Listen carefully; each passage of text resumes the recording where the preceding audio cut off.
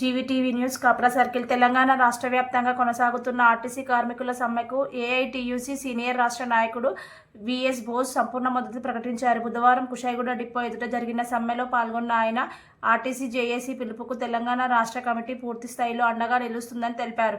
RTC సంస్థను ప్రైవేటీకరణ నుంచి రక్షించి ప్రభుత్వ పరిధిలోనే కొనసాగించాలని ఆయన డిమాండ్ చేశారు. కార్మికులు వ్యక్తపరుస్తున్నవి న్యాయమైన కోరికలేనని అవి ఏ విధంగానూ అతిశయమైనవి కాదని స్పష్టం చేశారు. ప్రభుత్వం మొండి వైఖరి విడిచిపెట్టి ఆర్టీసీ కార్మికులతో చర్చలు జరిపి సమ్మెను పరిష్కరించాలన్నారు. రాష్ట్రంలో పలు ప్రాంతాల్లో కార్మిక సంఘాలు లేకపోయినా కార్మికులు తమ హక్కుల కోసం స్వయంగా ఉద్యమాల్లోకి వస్తున్నారని ఆయన పేర్కొన్నారు. ఈ కార్యక్రమంలో ఆర్టీసీ జేఏసీ నాయకులు మంగమ్మ, శ్రవణ్ కుమార్ గౌడ్, ఉపేందర్, కౌశల్య తదితరులు పాల్గొన్నారు. తెలంగాణ ఆర్టీసీ కార్మికులు చేస్తున్న సమ్మె 100% న్యాయబద్ధం, చట్టబద్ధం.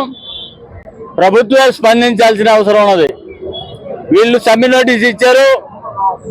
గతంలో కూడా సమ్మె నోటీస్ ఇచ్చినప్పుడు రవాణా మంత్రి గారు మీటింగ్ పెట్టి మీరు సమ్మెలో పోవద్దు, మీరందరూ కూడా మా మనుషులే, మేము తప్పనిసరిగా పరిష్కారం చేస్తామంటే ఆ రోజు చెప్పినటువంటి సమ్మెను విరమించుకోవడం జరిగింది. ఈ రోజు వరకు కూడా దగ్గర 3-4 నెలలు అయితే కూడా ఆయన నుంచి ఎలాంటి స్పందన లేదు.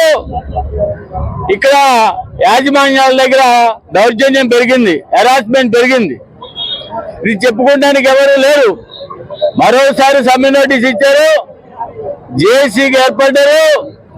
ప్రభుత్వం కానీ యాజమాన్యం కానీ ఏమనుకుంటున్నారంటే మన దగ్గర యూనియన్స్ లేవు కదా, మందే ఇష్టారాజ్యం, నేనే రాజు, నేనే మంత్రిని యాజమాన్యం అనుకుంటుంది.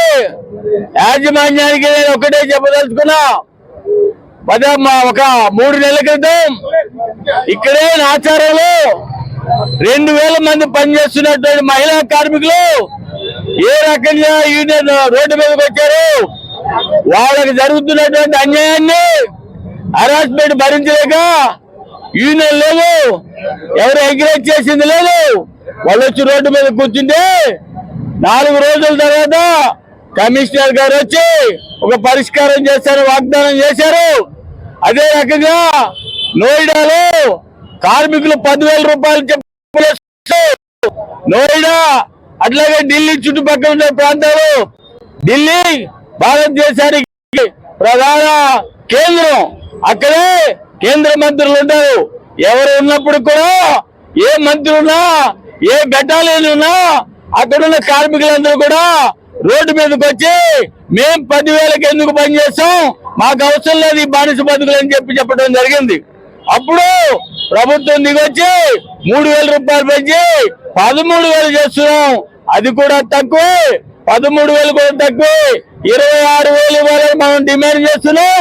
ఈ కేంద్ర ప్రభుత్వం కూడా 21,000 రూపాయలు కనీస వేతనాలు ఇస్తున్నారు కాంట్రాక్ట్ లేబర్ కి.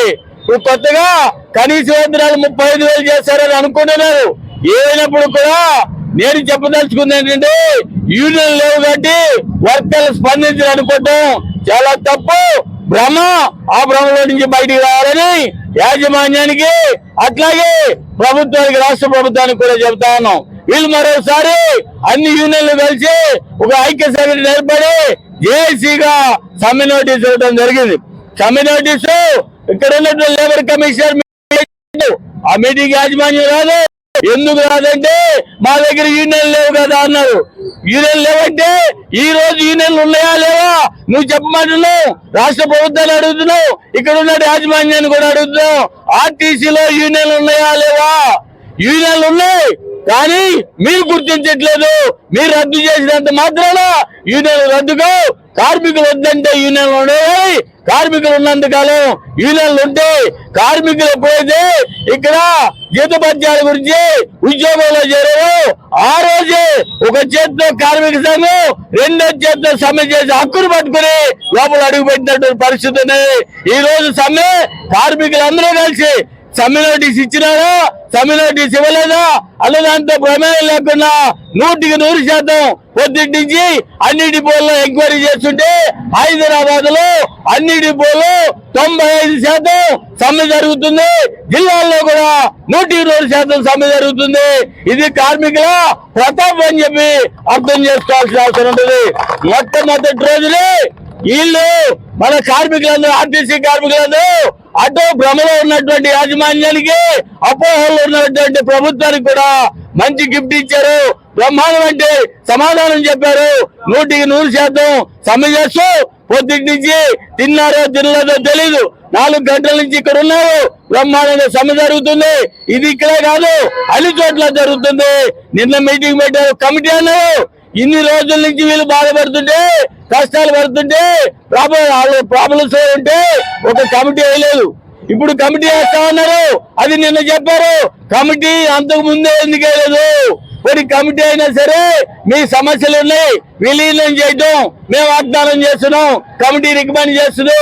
లేదు 2 PRS అడుగుతున్నాం, మేము 2 PRS ఇస్తాం. మీకు విలీనం చేసిన తర్వాత ఆ రాష్ట్ర ప్రభుత్వంలో ఉన్న ఉద్యోగులతో సమానంగా మీ జీతాలు కూడా ఇస్తామని చెప్పాల్సినటువంటి కమిటీ లేదు. మీరు సమ్మె చేయకండి, మనందరూ ఒకటే, ప్రజలు బాధపడతారు, ప్రజల గురించి మీరు సమ్మె చేయొద్దు, రవాణా నడపండి అంటే ఇన్ని రోజులు నిద్రపోయి నిన్న మేల్కొని కమిటీ ముందుకు వచ్చి ఆ కమిటీ ఏం చెబుతుందో తెలీదు. ఆ కమిటీ చెప్పిన తర్వాత ప్రభుత్వం ఒప్పుకుంటుందో లేదో తెలీదు. ఇన్ని అవాంతరాలు ఉన్నది.